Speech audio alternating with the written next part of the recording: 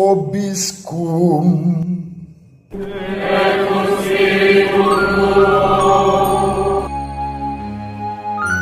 Sahabat peradaban kasih ekologis yang terkasih, selamat berjumpa dalam renungan harian bersama saya Romo Alois Budi Purnomo PR melalui channel ini. Semoga panjenengan selalu sehat, tetap semangat tanpa sambat, dan selalu bahagia, kebahagiaan yang bersumber dari Tuhan Allah kita. Hari ini adalah hari Jumat pertama di bulan Januari. Kita mengawali novena Hati Yesus yang Maha Kudus. Setiap Jumat pertama menjadi kesempatan istimewa bagi kita untuk membangun devosi kepada hati Yesus yang Maha Kudus. Mari kita awali perjumpaan kita dengan bersatu di dalam doa. Dalam nama Bapa dan Putra dan Roh Kudus. Amin. Allah Bapa yang Maha Pengasih dan Penyayang, di hari Jumat pertama bulan Januari tahun 2025, kami ingin membangun tekad dan niat untuk mempersembahkan hati kami, kendati hati kami dipenuhi dengan kelemahan, kerapuhan, keringkihan, bahkan kedosaan, kepada hati Yesus yang Maha Kudus, agar hati kami yang rapuh penuh dosa ini dibenamkan di dalam hatinya yang Maha Kudus, dan kami pun boleh mengalami kehidupan yang disucikan. Kami persembahkan hidup kami kepadamu demi Kristus, Putramu yang hidup dan berkuasa bersama Dikau dalam persekutuan dengan Roh Kudus Allah yang Maha Esa, Tritunggal Maha Kudus sepanjang segala masa. Amin. Dalam nama Bapa dan Putra dan Roh Kudus. Amin. Sahabat peradaban kasih ekologis yang terkasih, kita akan membaca bacaan pertama dari surat pertama Rasul Yohanes bab 2 ayat 29 sampai bab 3 ayat 6. Anak-anakku terkasih, jikalau kamu tahu bahwa Kristus itu benar, kamu harus tahu juga bahwa setiap orang yang berbuat kebenaran lahir daripadanya. Lihatlah betapa besar kasih yang dikaruniakan Bapa kepada kita, sehingga kita disebut anak-anak Allah. Dan memang kita adalah anak-anak Allah. Karena itu, dunia tidak mengenal kita, sebab dunia tidak mengenal Allah.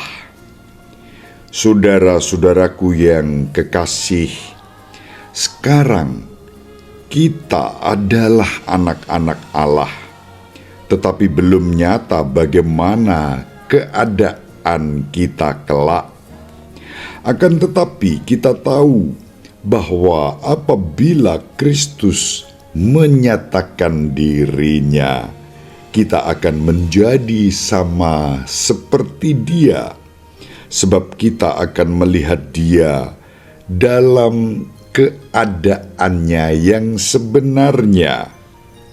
Setiap orang yang menaruh pengharapan ini kepadanya menyucikan diri sama seperti Dia suci adanya. Setiap orang yang berbuat dosa melanggar hukum Allah, sebab dosa adalah pelanggaran hukum Allah.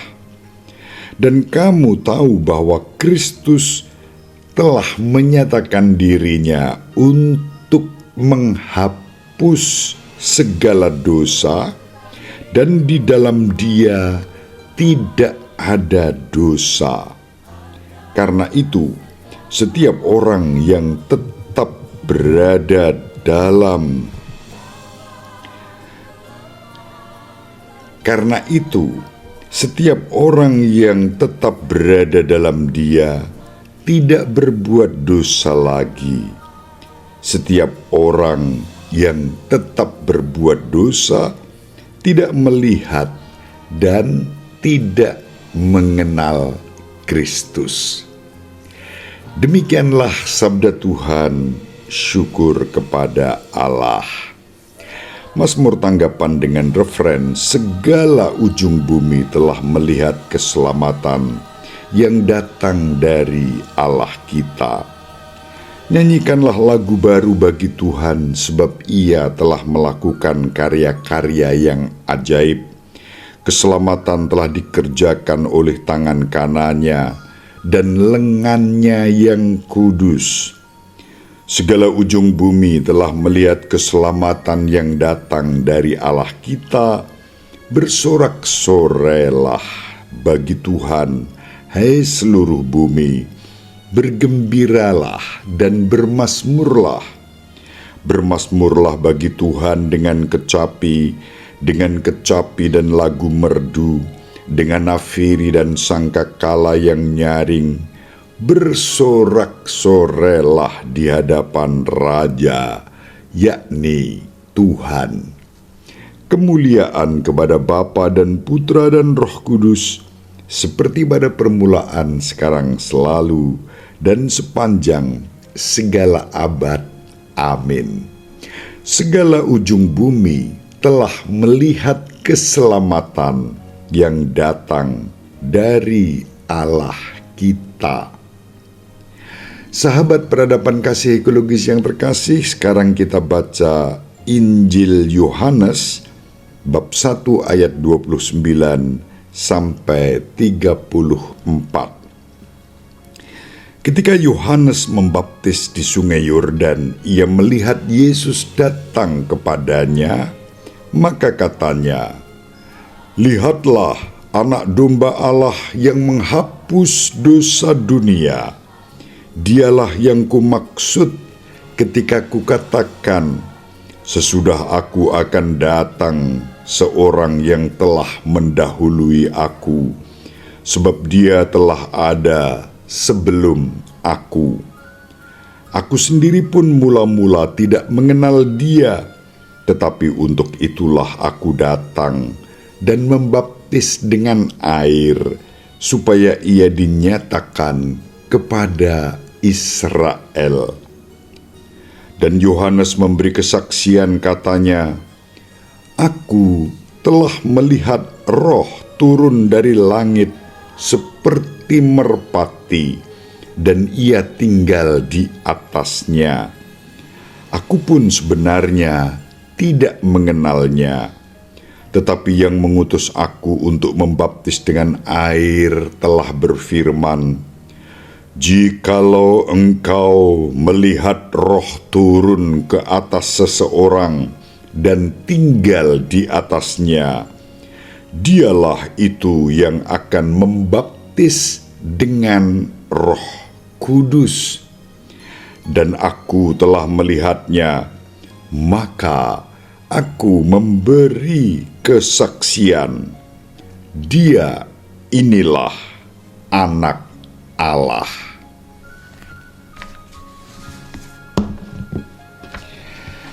Demikianlah sabda Tuhan. Terpujilah Kristus. Sahabat peradaban kasih ekologis yang terkasih, semoga panjenengan dengan mendengarkan bacaan-bacaan yang kita baca dalam renungan harian hari ini mulai dikobarkan oleh Roh Kudus. Firman Tuhan tidak akan pernah sia-sia bagi kita, laksana air hujan yang turun membasahi bumi, menyuburkan tanah. Demikian juga firman Tuhan akan menyuburkan hidup kita, bahkan meskipun kita barangkali belum mengerti dan memahaminya. Mari kita renungkan bacaan-bacaan yang diwartakan kepada kita pada hari ini. Ketika Santo Yohanes Pembaptis memberi kesaksian tentang Yesus, ia menyatakan bahwa Yesus adalah anak domba Allah yang menghapus dosa-dosa dunia. Karena Yesus tidak lain adalah Kristus, Sang Juru Selamat yang diurapi dan anak Allah. Kita membaca dalam Injil yang baru saja kita baca, bagaimana Santo Yohanes memberikan gelar yang sangat khas dan istimewa terhadap Yesus sebagai anak domba Allah yang menghapus dosa-dosa dunia, dosa-dosa saya, dosa-dosa panjenengan. Untuk itu dibutuhkan iman dan kepercayaan kepadanya.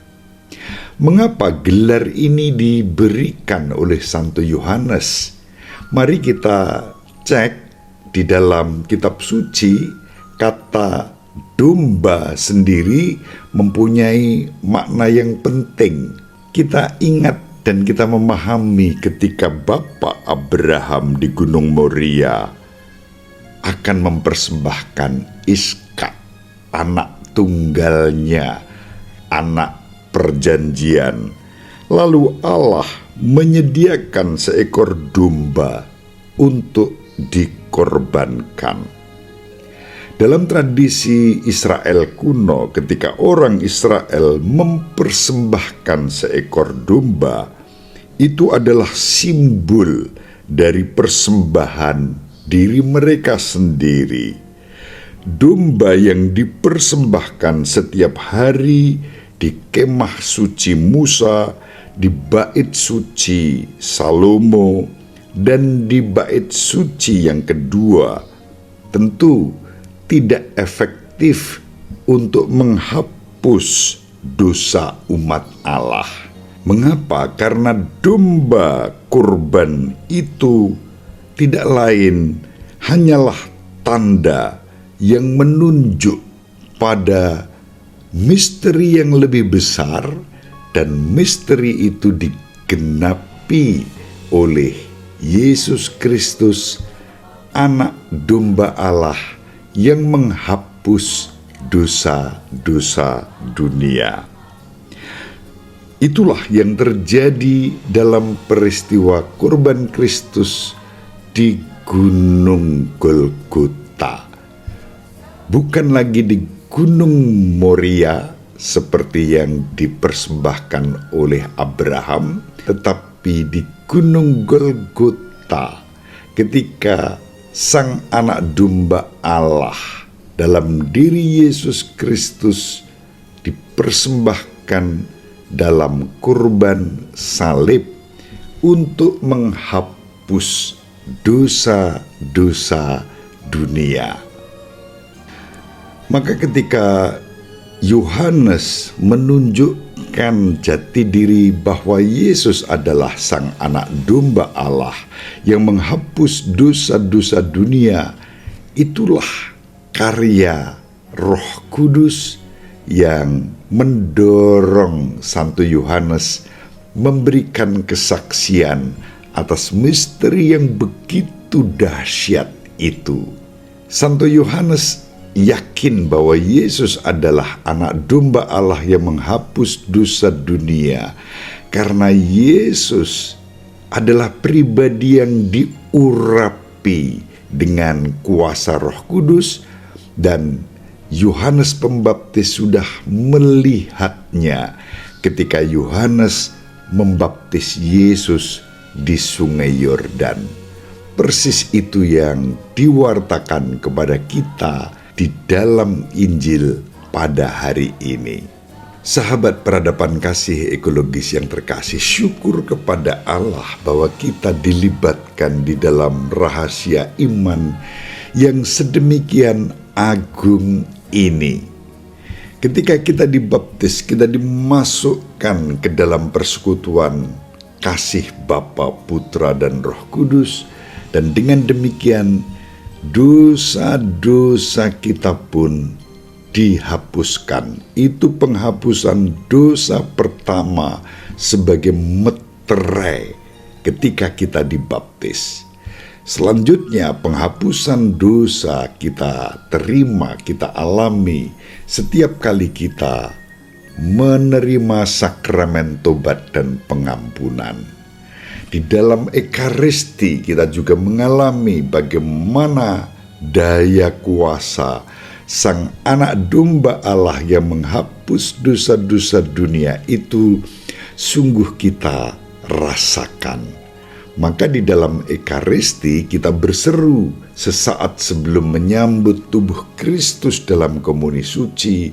Kita berseru dan berdoa, Anak Domba Allah yang menghapus dosa dunia, kasihanilah kami. Anak Domba Allah yang menghapus dosa dunia, berilah kami damai. Dan imam berseru, inilah Anak Domba Allah, lihatlah, dialah yang menghapus dosa dunia. Berbahagialah saudari-saudara yang diundang ke perjamuan Anak Domba. Maka menanggapi seruan yang disampaikan oleh Santo Yohanes bahwa Yesus adalah Anak Domba Allah yang menghapus dosa-dosa dunia, salah satunya kita hayati setiap kali kita menerima sakramen Ekaristi, mengikuti perayaan Ekaristi suci. Secara sakramental, penghapusan dosa kita alami saat kita menerima sakramen baptis, menghapus dosa-dosa asal, dan saat kita menerima sakramen pengampunan, dosa-dosa kita diampuni. Inilah yang membuat kita senantiasa bersyukur, bahagia dalam sukacita dan kerendahan hati karena iman akan Kristus, Anak Domba Allah yang menghapus dosa dunia. Semoga bermanfaat. Ibu Maria dan Bapak Yusuf selalu mendoakan kita. Semoga panjenengan semua sahabat peradaban kasih ekologis yang terkasih bersama seluruh anggota keluarga dimanapun berada, dibimbing, dilindungi, dan diberkati oleh Allah yang Maha Kuasa, Bapa dan Putra dan Roh Kudus. Amin. Terima kasih, salam sehat, tetap semangat tanpa sambat. Selalu bahagia, kebahagiaan yang bersumber dari Tuhan Allah kita. Salve, shalom, salam sejahtera, berkah dalam. Sahabat peradaban kasih yang terkasih, sampai jumpa pada episode berikutnya. Terima kasih atas kebersamaan kita. Salam peradaban kasih ekologis, berkah dalam.